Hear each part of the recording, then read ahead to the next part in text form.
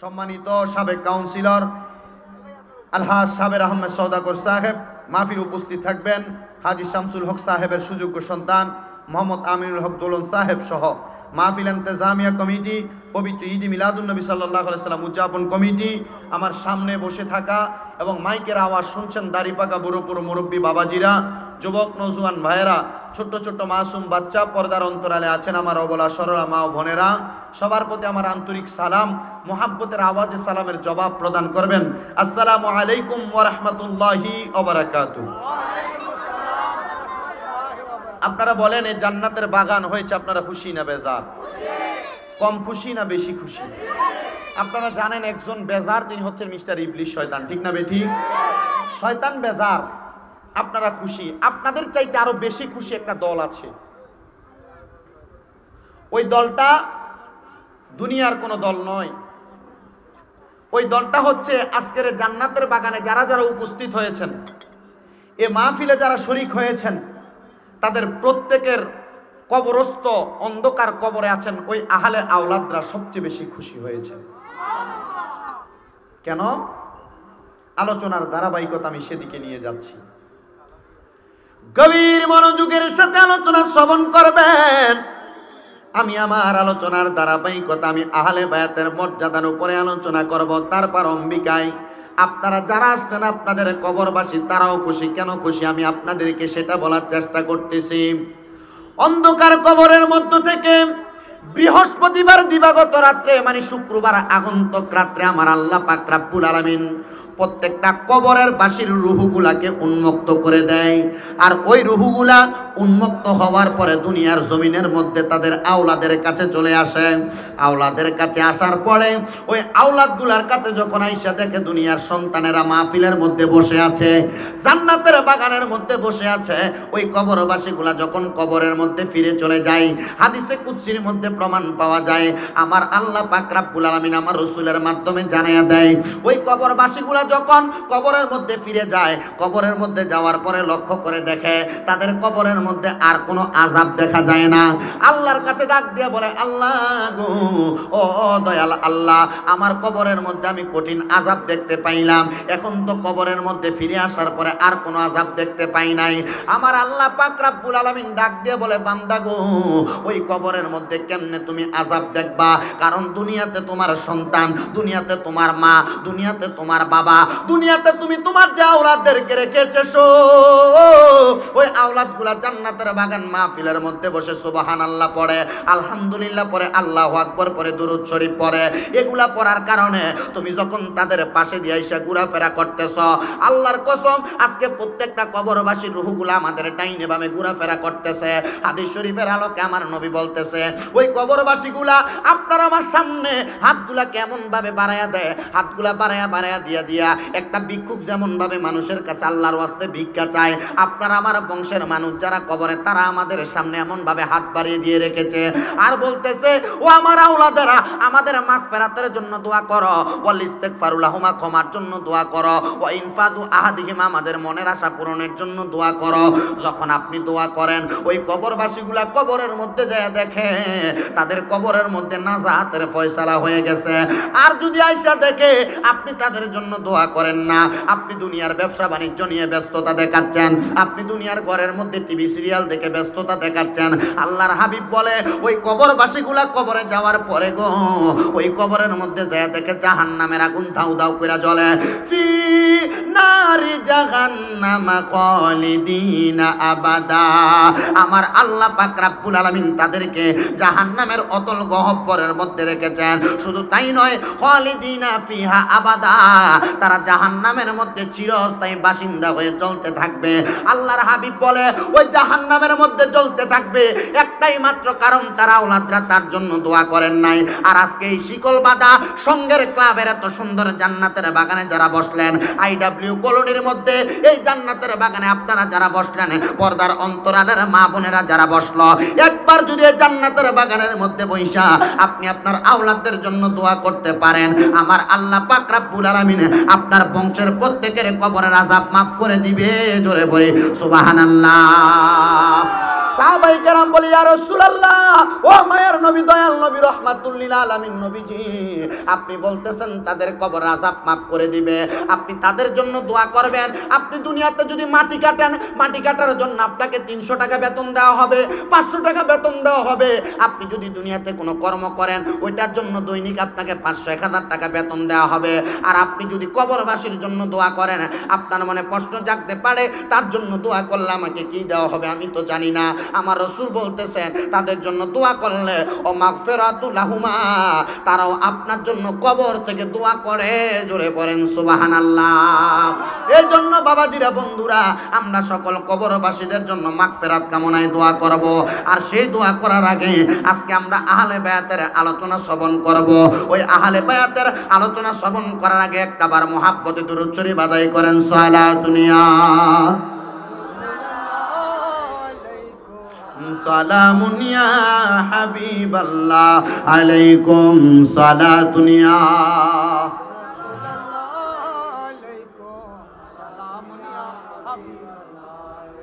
আপনারা বলেন ওই আমাদের বংশের মানুষের জন্য আমাদের দোয়া করার দরকার আছে না? কেন দোয়া করবেন? যার জন্য দোয়া করবেন হয় সে আপনার বাবা, নয় আপনার মা, নয় বংশের যে কোনো মানুষ। ঠিক না বে ঠিক? আচ্ছা বলেন, আমাদের বংশের মানুষের চাইতে যিনারা আমার রসুলের বংশ, তিনাদের দাম কম না বেশি? জি, কত বেশি? অনেক বেশি। এজন্য আল্লাহ কোরআনুল কারীমের মধ্যে বলেছেন, ইন্নামা ইউরিদুল্লাহু লিইউযহিবা আনকুমুর রিজসা আহলাল বাইতি ওয়া ইউতাহহিরাকুম তাতহীরা। নিশ্চয়ই আল্লাহ তাআলা সকল প্রকার অপবিত্রতা দূর করে যারা নবীর বংশধর তাদেরকে পবিত্র করেছেন। সুবহানাল্লাহ নাই? তাহলে আপনারা বলেন আমরা বান্দা কার? আরো জোরে। আল্লাহ পাক আমাদেরকে বান্দা বানানোর পর আমাদের একটা দায়িত্ব দিয়ে আমার রসুল সাল্লাল্লাহু আলাইহি সাল্লামকে আমাদের রসুল বানিয়ে পাঠিয়েছেন। ঠিক না বেটি? এখন আল্লাহ পাক বলতেছেন আমি আল্লাহকে মানতে চাও, মানতে চাইলে রসুলকে মানো। আপনি ঢাকা যাবেন, কোথায়? ঢাকা যাওয়ার জন্য গাড়ি লাগে কি লাগে না? গাড়িতে চড়তে হলে ভাড়ার প্রয়োজন আছে না নাই? ভাড়ার টাকা ইনকাম করার জন্য কষ্ট করার প্রয়োজন আছে না নাই? আমার ভাইয়েরা, বাবারা, বন্ধুরা, আর ডাইনে ভাবে নয়, সরাসরি আমার আলোচনার ধারাবাহিকতায় আমি চলে যাই।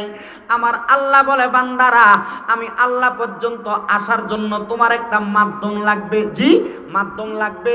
ইয়া রাসূলুল্লাহ, ইয়া হাবিবাল্লাহ, আপনার কাছে জানতে চাই মাধ্যমটা কি? আমার নবী রাহমাতুল লিল আলামিন নবীজি ডাক দিয়া কই, জগতের উম্মতের দলেরা, ওই মাধ্যমটা হলো আমি মুহাম্মাদুর রাসূলুল্লাহ সাল্লাল্লাহু আলাইহি ওয়াসাল্লাম, মদিনার কামনিওয়ালা নবীজি। ইয়া রাসূলুল্লাহ, ইয়া হাবিবাল্লাহ, নবী গো, আপনি নবী বললেন আপনি হলেন আল্লাহ পর্যন্ত পৌঁছার একটা মাধ্যম। দুনিয়াতে দেখবেন অনেক মুনাফিকেরা, অনেক বেঈমানেরা, বাতিল ফেরকারা উদাহরণ দেয় আল্লাহ তো আমাদের সৃষ্টিকর্তা, ওই আল্লাহকে আমরা মানব। দুনিয়াতে কোনো কিছু ক্রয় করার জন্য দালাল ধরা হয়, মানুষগুলো আপনাকে উদাহরণ দিবে আল্লাহকে আপনি আল্লাহর বান্দা হইয়া সাধারণভাবে ধরবেন, রাসূল ধরবেন কেন? রাসূলকে মাধ্যম বানাইলে, কাউকে উসিলা বানাইলে সেটাকে ওই বেয়াদবের দলেরা বেঈমান অথবা দালাল বলে সাব্যস্ত করে।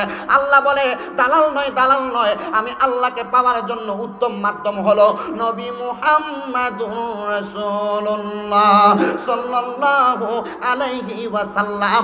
জবান খুলে উচ্চ কণ্ঠে জুড়ে জুড়ে পড়েন না সুবহানাল্লাহ।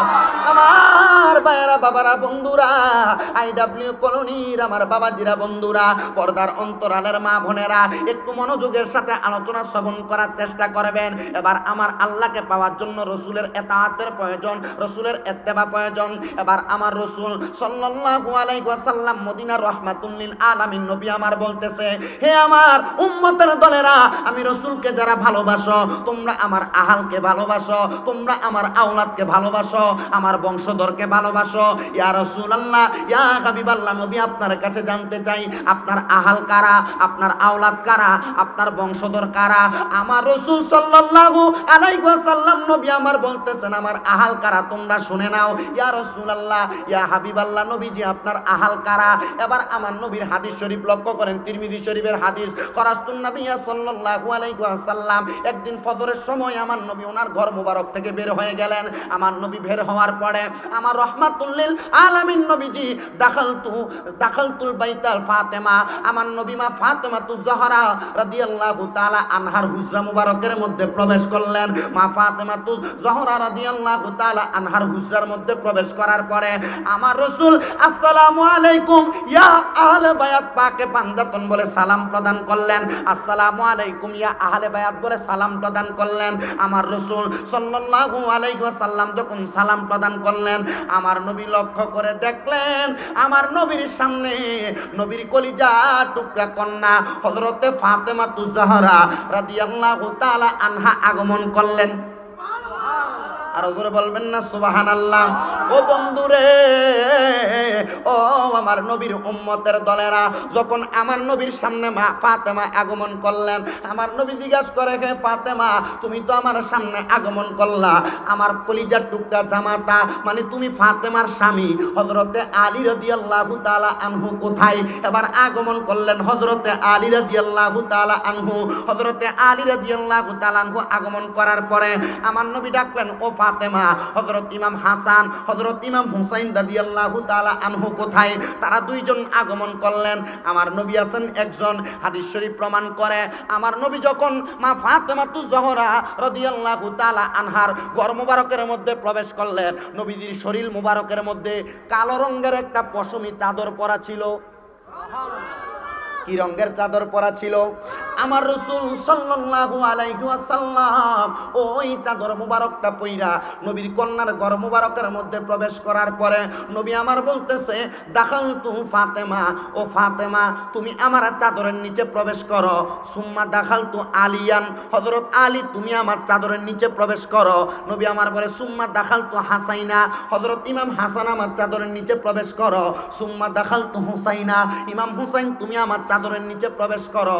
নবী আমার মাঝখানে, মা ফাতেমা ডাইনে, মৌলা আলী বামে, ইমাম হাসান ডাইনে, মা ইমাম হুসাইন বামে, হইল মাত্র 5 জন। জোরে বলেন কয়জন?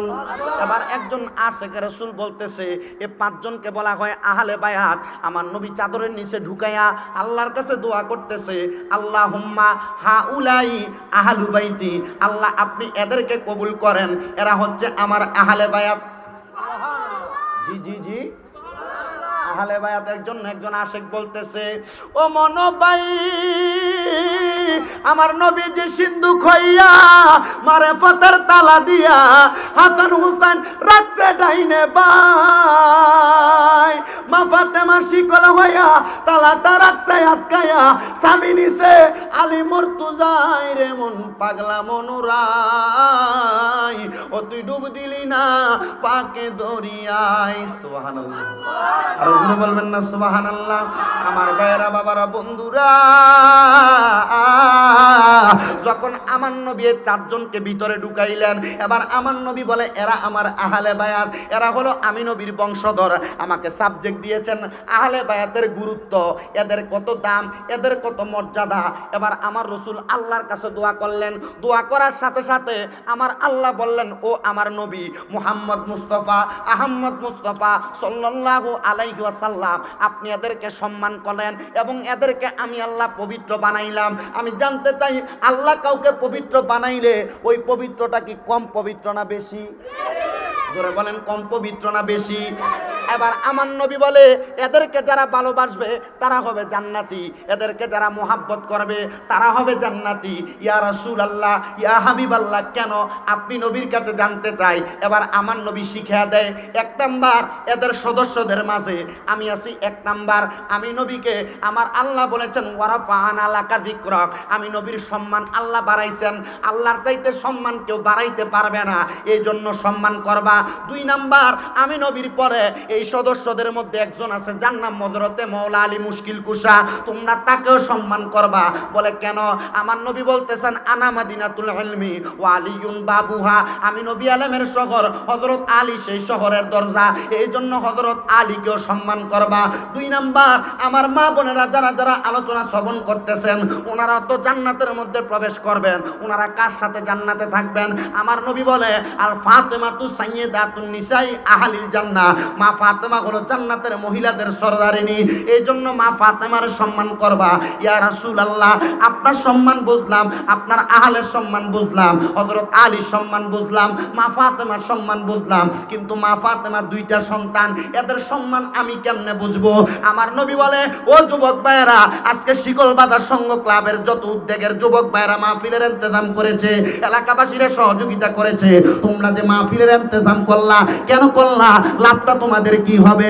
আমার নবী বলে, আল হাসানু ওয়াল হুসাইনু সাইয়্যিদা শাবাবি আহলিল জান্নাহ, হাসান হুসাইন হইল জান্নাতের যুবকদের সরদার। আজকে যত যুবকেরা মাহফিলের আয়োজন করেছে, আজকে যত যুবকেরা মাহফিলে বসেছে, যত যুবকেরা মাহফিলে সহযোগিতা করেছে, তারা সবাই ইমাম হুসাইন হাসাইনের সঙ্গে জান্নাতে যাবে।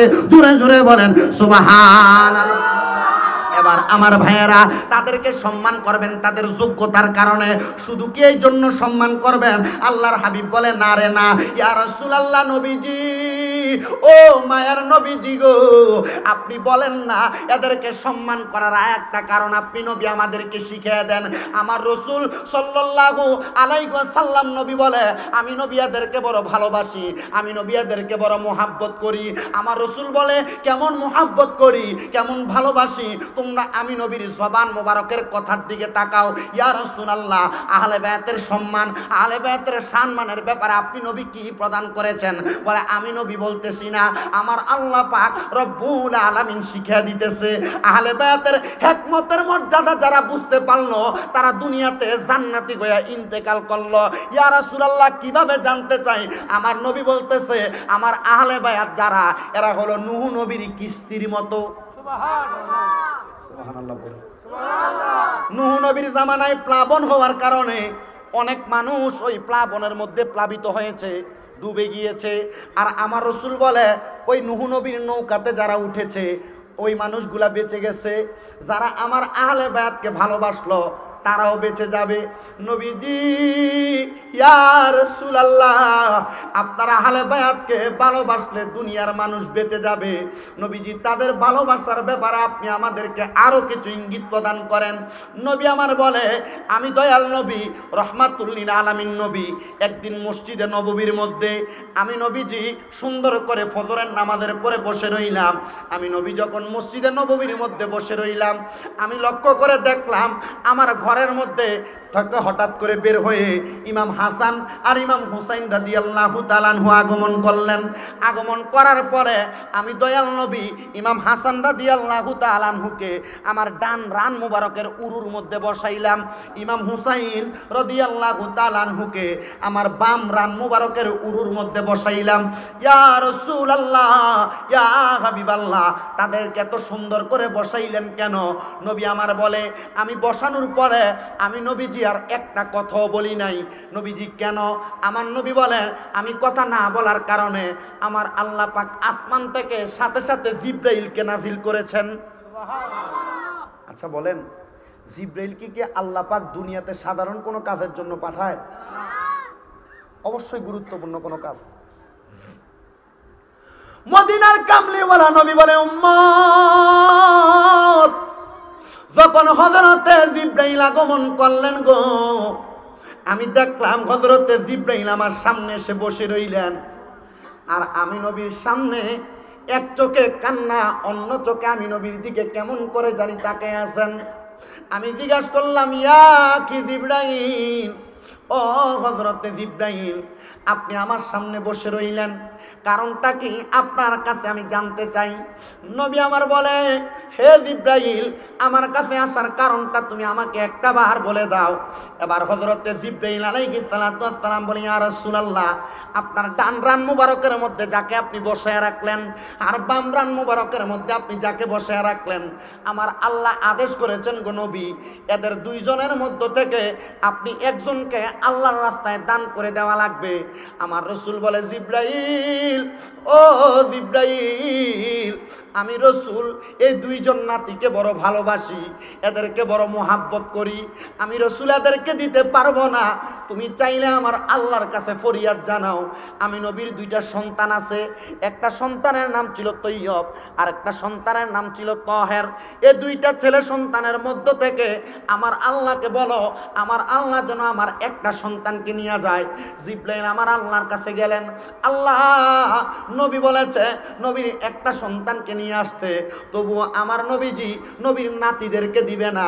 ইয়া রাসূলুল্লাহ, সন্তানকে না আপনি ভালোবাসার কথা, আপনি যে আপনার নাতিকে বেশি ভালোবাসেন। নবী কই, ও উম্মতের দলেরা, আমি আমার নাতিদেরকে কেন ভালোবাসি কিছুক্ষণ পরে তোমরা বুঝতে পারবা, অল্প কিছুদিন যাওয়ার পর তোমরা বুঝতে পারবা। নবী যখন এই কথাটা বললেন, হযরত জিবরাইল আমার আল্লাহর কাছে বললেন, আল্লাহ নবী নবীর নাতিদেরকে কোরবানি দিবে না। আমার নবী বলেছে নবী নবীর কলিজার টুকরা একটা সন্তানকে কোরবানি করে দিবে। আমার আল্লাহ ওই আদেশ মোতাবেক আমার নবীর একটা সন্তান হযরতে তৈয়ব রাদিয়াল্লাহু তাআলা আনহুকে দুনিয়া থেকে নিলেন।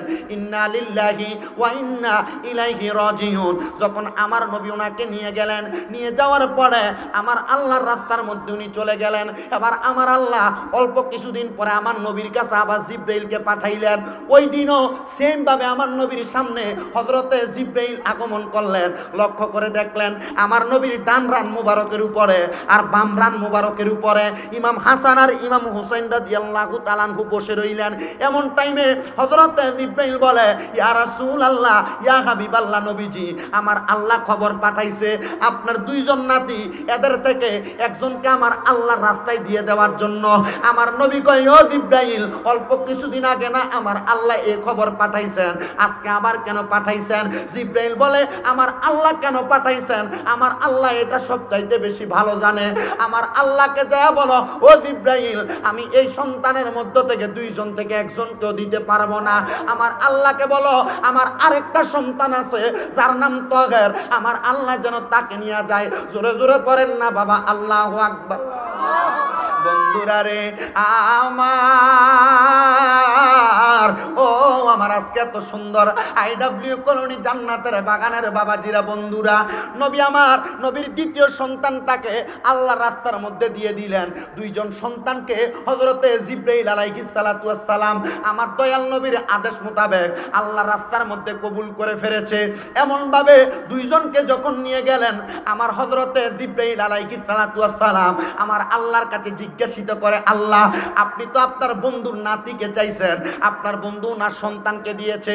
দ্বিতীয়ত আপনার বন্ধুকে আপনি বলেছেন আপনার বন্ধুকে দুনিয়ার জমিনে থাকা অবস্থায় আরেকটা নাতিকে দেওয়ার জন্য, আপনি তো আপনার নাতিকে দেন নাই, আপনি আপনার আরেকটা সন্তান দিয়েছেন। ইয়া রাসূলুল্লাহ, ইয়া হাবিবাল্লাহ, নবীজি আপনি এদেরকে দিলেন, আমি মানতে পারলাম, বুঝতে পারলাম নবী গো, ও মায়ার নবী, ও দয়াল নবী, আপনি আপনার সন্তানের চাইতে নাতিরে কেন ভালোবাসেন? আমার নবী বলে, অপেক্ষা করো, অপেক্ষা করো উম্মত রে, আমার এই দুইটা সন্তানকে দিয়া আমি নবী আমার কোনো ফয়দা আল্লাহর কাছ থেকে নিতে পারবো না, আমার দুইটা নাতিকে দিয়া আমি আমার ফয়দা হাসিল করতে পারবো। এই জন্য আমি আমার দুইটা নাতিকে দেই নাই, আমি আমার দুইটা সন্তানকে আল্লাহর রাস্তায় দান করে দিলাম। এবার অল্প কিছুদিন যাওয়ার পরে আমার আল্লাহ পাক আবার আমার নবীর কাছে জিবরাইলকে পাঠাইছে। জিবরাইলা শিয়া বলে, জিবরাইলা শিয়া বলে, ওগো নবী সরওয়ার, আল্লাহ তাআলা ডাকে বারে বারে বলেন, আল্লাহ তাআলা ডাকে বারে বারে বলেন, জিবরাইলা শিয়া বলে, জিবরাইলা ওগো নবী সরওয়ার, ডাকে আল্লাহ আপনায় বারে বারে বলেন, ডাকে আল্লাহ আপনায় বারে বার। ওরে বলে নবী ইয়া রাসূল, আপনার নাতি দিবেন, আল্লাহ করছে কবুল গো। নবী বলে দেয়া যাবে না, নবী বলে দেয়া যাবে না, জানাও তিনি সায়া আমার, আল্লাহ আমার ডাকে বারে বার, বলেন আল্লাহ আমার ডাকে বারে বার। হায়রে জিবরাইল আসিয়া বলে, ওগো নবী সরওয়ার, ডাকে আমার আল্লাহ বারে বার। জোরে বলা যাবে কি সুবহানাল্লাহ? প্রথম আসার পরে আমার নবীজির একটা সন্তানকে দিলেন, দ্বিতীয়বার আসার পরে আমার নবীজির আরেকটা সন্তানকে দিলেন। জিব্রাইল এতদিন পরে আবার আসলা, জানতে চাই আজকে তো আমার কোনো সন্তান নাই, আমার আল্লাহ কেন পাঠাইছে? জিব্রাইল এই কথা বলার সাথে সাথে আমার দয়াল নবী রহমাতুল লিল আলামিন নবী জিজ্ঞাসা করে, জিব্রাইল কেন আগমন করলা? জিব্রাইল বলে, ইয়া রাসূলুল্লাহ, আমার আল্লাহ তার আগে আপনার দুইজন নাতিকে নিতে চাইছিলেন, আপনি দেন নাই, আপনি আপনার দুইটা সন্তানকে দিয়ে দিয়েছেন। নবীজি, ও মায়ের নবী, আমার আল্লাহ বলেছেন আপনার এই দুইটা সন্তান যত নিয়ে গেছেন, আপনার দুইটা নাতি আছে, এখান থেকে আপনি আপনার একটা নাতিকে আমার আল্লাহকে দিয়ে দেওয়া লাগবে। আমার নবী রহমাতুল লিল আলামিন নবী বলে, জিব্রাইল রে, আমি তো আমার দুইটা সন্তান দিয়েছি, আল্লাহর কাছে কিছু চাই নাই। এতদিন দুইজন সন্তান দিয়া আমার আল্লাহর প্রেমের খেলা হয়েছে, এখন দুইজন নাতি দিয়া আমি নবীর প্রেমের খেলা হবে। জি, জিব্রাইল ডাক দিয়া বলে, নবীজি এটা কেমন কথা? আমার আল্লাহ চাইলে যা চান আল্লাহ তা করতে পারেন। আমার নবী বলে, জিব্রাইল তুমি কি ভুলে গেছো? আমার আল্লাহ সব বানাইছে, আল্লাহু ইউতি আনা কাসাম, আমার আল্লাহ আমি নবীরে বন্টনকারী বানাইছেন। আমি দয়াল নবী রহমাতুল লিল আলামিন নবী বললাম, জিব্রাইল রে, আমার আল্লাহ এ দুইজন নাতি থেকে একজন নাতিকে চাইছেন, যাইয়া বলো একজন নাতিকে যে আমার আল্লাহ নিয়ে যাবেন, একজন নাতির বদৌলতে আমার আল্লাহ কি করবেন, আমি নবীকে কি প্রতিদান প্রদান করবে। জিব্রাইল 600 নূরের পাখা দিয়া আমার আল্লাহর দরবারে আগমন করলেন, ডাক দিয়া বলে, আল্লাহ, ও দয়াল আল্লাহ, আমার আল্লাহ পাকের নবী বলেছেন আপনার বন্ধু নবীজির কলিজার টুকরা একজন নাতিকে নিয়ে যাওয়া হবে, হযরত ইমাম হাসান বড় সন্তান। ও আল্লাহ, আমার নবী বলেছেন ওই সন্তানকে নেওয়ার কারণে আপনি আমার নবীকে কি প্রদান করবেন? আমার আল্লাহ বলে, কি চাই আমার নবী, একটা বার তুমি জিজ্ঞাসা করো। আমার জিব্রাইল আইসা জিজ্ঞাসা করি, ইয়া রাসূলুল্লাহ, আমার আল্লাহ বলেছেন আপনি আল্লাহর কাছে কি চান? আমার নবী বলে, আমি চাই আমার উম্মতের নাজাতের ফয়সালা। আল্লাহ বলেছে নবীর কলিজার টুকরা নাতি ইমাম হাসান রাদিয়াল্লাহু তাআলা আনহুকে যদি আমার আল্লাহর রাস্তায় দিয়ে দেওয়া হয়, আল্লাহর কসম, ওয়াল্লাহি বিল্লাহি তাল্লাহি, আমার আল্লাহ বলেছেন হযরত ইমাম হাসান আল্লাহর রাস্তায় চলে গেলে আমার আল্লাহ পাক রব্বুল আলামিন হযরত ইমাম হাসানের শাহাদাতের বিনিময় উনি যতজন চাইবে অতজন নবীর উম্মতকে জান্নাতে নিয়ে যেতে পারবে। জোরে জোরে বলেন সুবহানাল্লাহ। আল্লাহ কবুল করলেন। জিব্রাইল চলে গেলেন।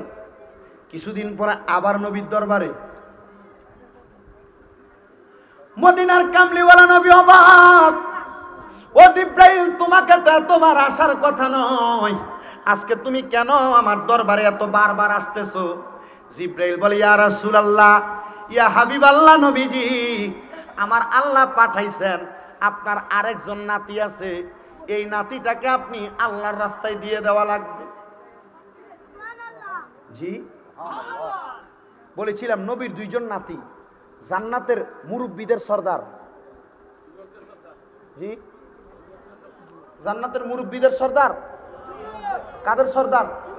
এ বলেন না, কাদের সর্দার?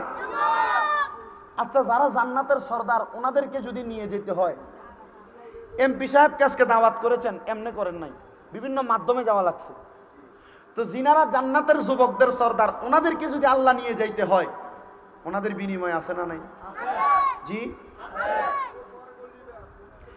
জিব্রাইল আইসা বলে, ইয়া রাসূলুল্লাহ, আপনার কলিজার টুকরা নাতিকে নিয়ে যাওয়া হবে। আল্লাহর হাবিব ডাক দিয়ে বলে, জিব্রাইল, হো জিব্রাইল, এই নাতিকে সাধারণভাবে নিয়ে যাওয়া হবে না। বলে, আমার আল্লাহকে বলেন, আমার আল্লাহ এই নাতিকে নিয়ে যাওয়ার কারণে আমি নবীকে কি প্রদান করবে? আমার দয়াল নবী এই কথা বলার সাথে সাথে আমার আল্লাহ পাক রব্বুল আলামিন আমার নবীকে জানিয়ে দেয়, ইয়া রাসূলুল্লাহ, ইয়া হাবিবাল্লাহ, আপনার এই নাতিকে দেওয়ার কারণে আপনি যা চান আমি আপনাকে তা করে দিব। আমার নবী ডাক দিয়ে বলে, আল্লাহ, ও দয়াল আল্লাহ, এই নাতির বিনিময়ে আমি আমার গুনাহগার উম্মতের নাজাত চাই, আপনি আমার গুনাহগার উম্মতকে নাজাত প্রদান করবেন। আল্লাহ বলে, কবুল করলাম। এবার কিছুদিন যাওয়ার পরে আবার জিবরাইল আগমন করলো, কিন্তু হযরত ইমাম হুসাইন রাদিয়াল্লাহু তাআলা আনহু এখনো দুনিয়া থেকে যায় নাই। আমার দয়াল নবী দুনিয়াতে, জিবরাইল আইসা আমার নবীকে বলি, ইয়া রাসূলুল্লাহ, ইয়া হাবিবাল্লাহ, আমার আল্লাহ তো আপনার দুইটা নাতিকে নিয়ে যাবে, তবে এখন নিয়ে যাবেন না, আপনি নবী যখন দুনিয়া থেকে রওজা মুবারকে চলে যাবেন নবীজি, তখন আমার আল্লাহ আপনার নাতিদেরকে নিয়ে যাবেন। আমার নবী বলে, আল্লাহ, আমার নাতিদেরকে কষ্ট দেওয়া হবে নি, মরার সময় আঘাত দেওয়া হবে নি, না না না, তারা তো মরবে না, তারা শাহাদাতের পেয়ালা পান করবে। নবীজি, ও মায়ার নবী গো, শাহাদাতের পেয়ালাটা কেমন গো নবীজি, আপনি নবী আমাদেরকে বলেন না। আমার নবী বলে, শাহাদাতের পেয়ালা ইমাম হাসানকে বিষ পান করে মারবে। বলে, কেমনে মারবে? নবী আমার দুনিয়া থেকে রওজা মুবারকে চলে গেছেন। আমার নবী রওজা মুবারকে যাওয়ার পরে হযরত ইমাম হাসান রাদিয়াল্লাহু তাআলা আনহুর বাবা হযরত মাওলা আলী রাদিয়াল্লাহু তাআলা আনহু মুশকিল কুশা, উনি ছিলেন কুফার গভর্নর। ওই কুফার গভর্নর থাকা অবস্থায় হযরত ইমাম হাসান রাদিয়াল্লাহু তাআলা আনহুকে একবার না, দুইবার না, তিনবার না, চারবার না, পাঁচবার না, ছয় বার বিষ পান করানো হয়েছে। আল্লাহর কি মোহাব্বত! ইমাম হাসান দুনিয়া থেকে বিদায় হন নাই। ওগো ইমাম হাসান, আপনি কেন দুনিয়া থেকে বিদায় হন নাই? ইমাম হাসান বলে, আমাকে কেমনে বিদায় করবে? বিষক্রিয়া আমাকে কিভাবে আঘাত করবে? এই ঠোঁটের মধ্যে বিষ ততক্ষণ পর্যন্ত আমাকে মারতে পারবে না। কেননা আমার দয়াল নবী সারাক্ষণ দিনে রাইতে আমি ইমাম হাসানের ঠোঁট মুবারকে চুম্বন করেছে। নবীর ঠোঁট মুবারক যেই জায়গার মধ্যে লেগেছে, আল্লাহর কসম রে, ওই ঠোঁটের মধ্যে বিষক্রিয়া আঘাত করতে পারে না। জবান খুলে বলেন সুবহানাল্লাহ। ইমাম হাসান রাদিয়াল্লাহু তাআলা আনহু একবার দুইবার করে ছয় বার বিষ পান করানোর পরে হঠাৎ করে জঙ্গে উহুদের ময়দানের পাশাপাশি ইমাম হাসান রাদিয়াল্লাহু তাআলা আনহু একটা পাহাড়ের কন্যারে বসা। ইমাম হাসান রাদিয়াল্লাহু তাআলা আনহুর বিষের সাথে পাথরের সাদা সাদা গুঁড়াকে মিক্স করে ইমাম হাসান রাদিয়াল্লাহু তাআলা আনহুর শরাবের সাথে শরবতের সাথে পান করে দেওয়া হয়েছে। ইমাম হাসান রাদিয়াল্লাহু তাআলা আনহু ওই বিষটা পান করার সাথে সাথে ইমাম হাসান মাটির মধ্যে ঠাস করে পড়ে গেলেন। আর হঠাৎ করে একটা ডাক দিলেন, না না। এই ডাকটা মারার সাথে সাথে ইমাম হাসান রাদিয়াল্লাহু তাআলা আনহুর বড় ভাই, ছোট ভাই হযরত মাওলা আলী রাদিয়াল্লাহু, হযরত ইমাম হুসাইন রাদিয়াল্লাহু তাআলা আনহু পার্শ্ববর্তী কোন জায়গার মধ্যে দূরবর্তী জায়গায় ছিলেন, উনি ডাকটা শুনতে পাইলেন। আর হযরত ইমাম হুসাইনের সাথে একজন সদস্য ছিল, যার নাম ছিল সাহাবা হযরতে মালিক ইবনে মারওয়ান। যখন ইমাম হুসাইনের সামনে ইমাম হুসাইন ডাক দিয়া বলে, ও মালিক ইবনে মারওয়ান, নবীর কলিজার টুকরা সাহাবী, আপনি কি জানেন এই মুহূর্তে কোন জায়গায় জানি আমার কলিজার টুকরা ভাইটা হঠাৎ করে নানা বলে ডাক দিয়েছে? বলে, নানা বলে ডাক দিয়েছে। আমি বুঝতে পারলাম না নানা বলে কেন ডাক দিল। বলে, নানা বলে ডাক দেয় নাই। ওই হযরত ইমাম হুসাইন রাদিয়াল্লাহু তাআলা আনহু ডাক দিয়া কয়, ও জগৎবাসী শুনে নাও, দুনিয়ার সন্তান ব্যথা পাইলে মাগ্য বলে চিৎকার দেয়, দুনিয়ার সন্তান ব্যথা পাইলে আল্লাহ বলে চিৎকার দেয়। দুনিয়াতে দুইজন মুহাব্বতের নাতি আছে যারা ব্যথা পাইলে নানা বলে চিৎকার দেয়। এর মধ্যে একজন আমি ইমাম হুসাইন, আর একজন হইল আমার বড় ভাই হযরত ইমাম হাসান। হযরত ইমাম হুসাইন রাদিয়াল্লাহু তাআলা আনহু দৌড়ে চলে আসলেন।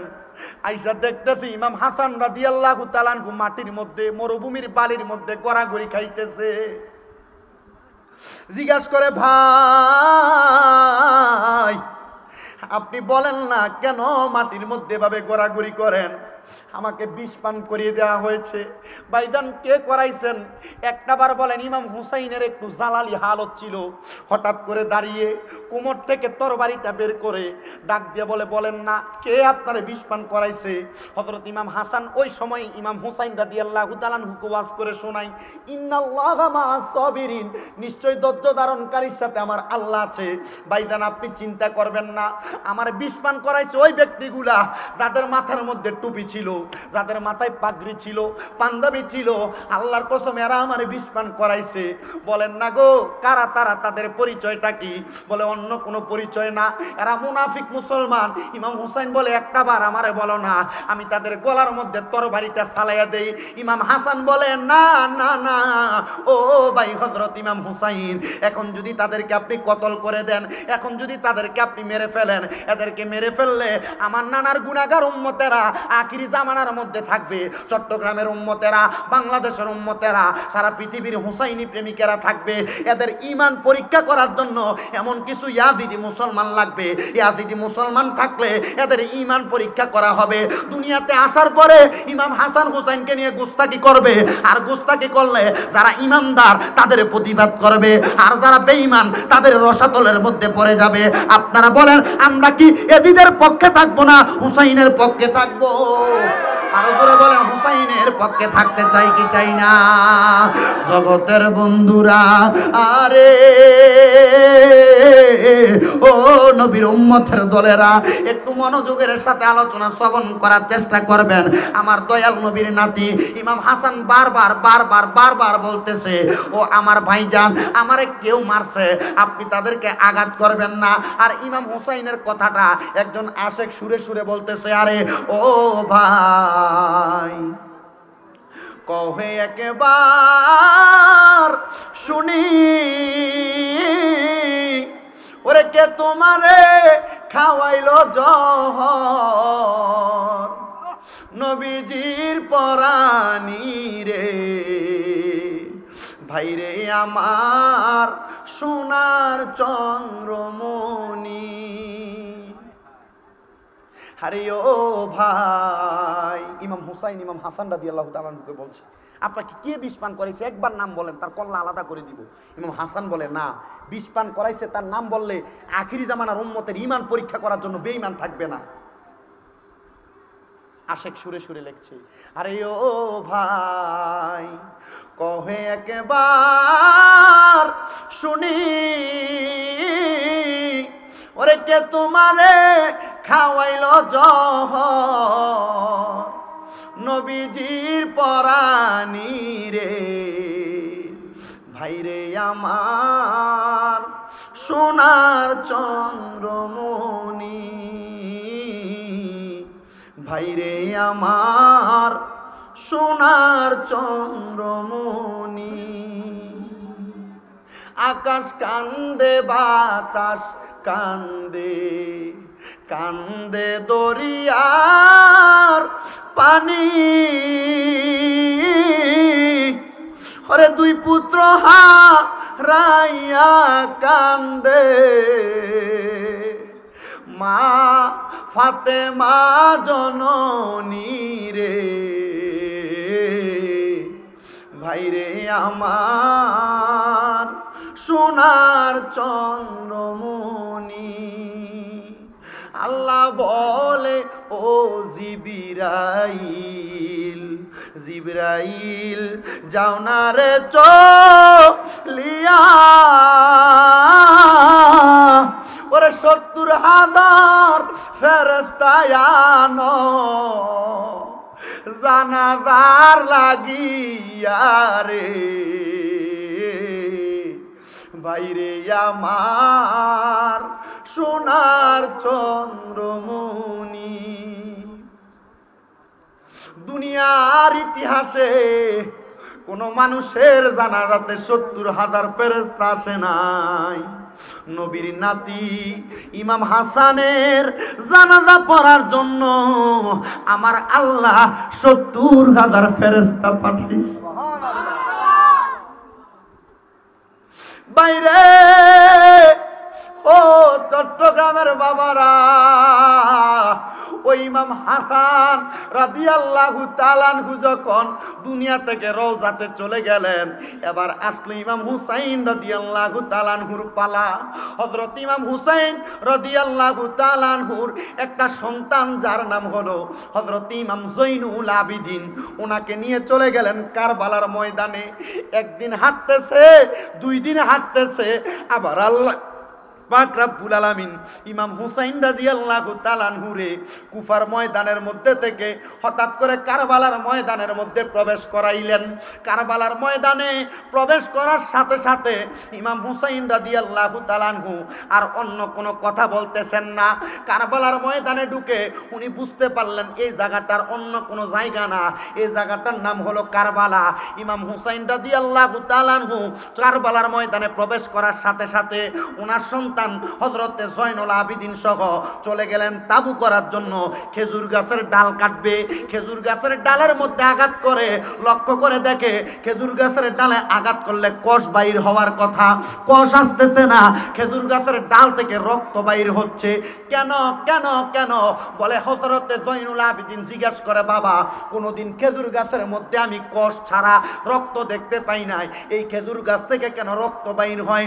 হযরতে ইমাম হুসাইন রাদিয়াল্লাহু তাআলা আনহু ডাক দিয়া বলে, ও আমার কলিজার টুকরা সন্তান জয়নুল আবিদিন, এই খেজুর গাছ থেকে রক্ত বাইর হওয়ার কারণ হইল এই জায়গাটার নাম কারবালা।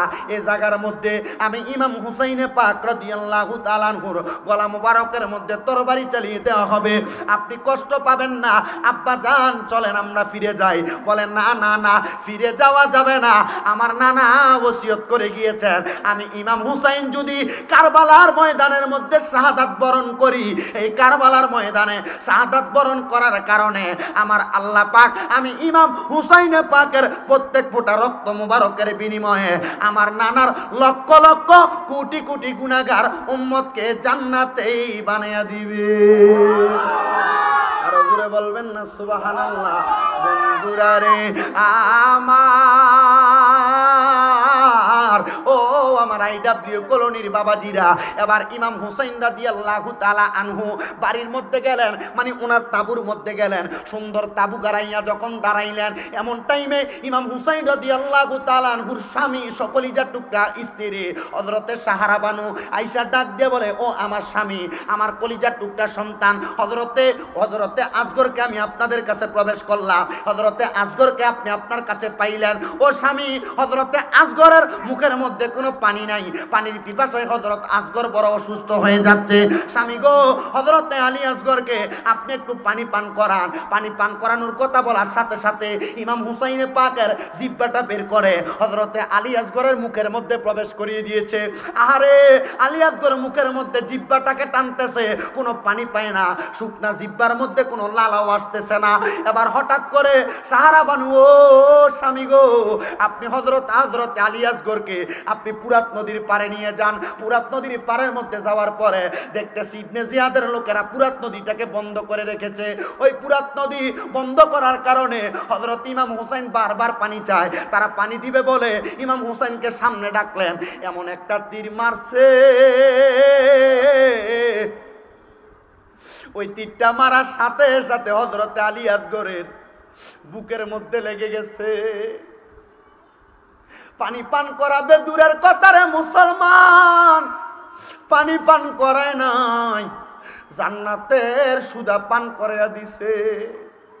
ইমাম হুসাইন কোলের মধ্যে করে নিয়ে হযরতে সাহারা বানুর সামনে নিয়ে সন্তানকে প্রবেশ করাইলেন। দেখো তোমার সন্তান নাই নাই কোনো কথা বলে না, তারা আমি দুনিয়ার পানি পান করাইতে পারি নাই, জান্নাতের পানি পান করেছে।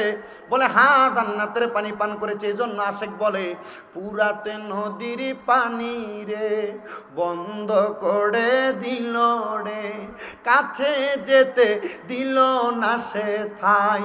বলেন কাছে যেতে দিল না সে। ওরে পশু পাখি খাইলো, কেহ বাধা না দিল, বাধা শুধু আজগরের বেলায়। বলো বাধা শুধু বেলায়, বাধা শুধু আজগরের বেলায়। শহরে বানু ডাইকা কয় নাই রে সন্তান দুনিয়ায়, কি হবে আর বেঁচে থাকার দায়, হায় রে কি হবে আর বেঁচে থাকার দায়। পানি নাহি পাইল জান্নাত সুদা পান করিল, পানি নাহি পাইল জান্নাত সুদা পান করিল, পান করিল আজগরের গলায়, বলেন তীর মারিল আজগরের বেলায়, বলেন পুরাতে নদীর পানি রে বন্ধ করে দিল রে, কাছে যেতে দিল না সে ঠাই, বলেন কাছে যেতে দিল না সে ঠাই। হায়রে পশু পাখি খাইল কেহ বাধা না দিল, বাধা শুধু আজগরের বেলায়, বলো বাধা শুধু আজগরের বেলায়।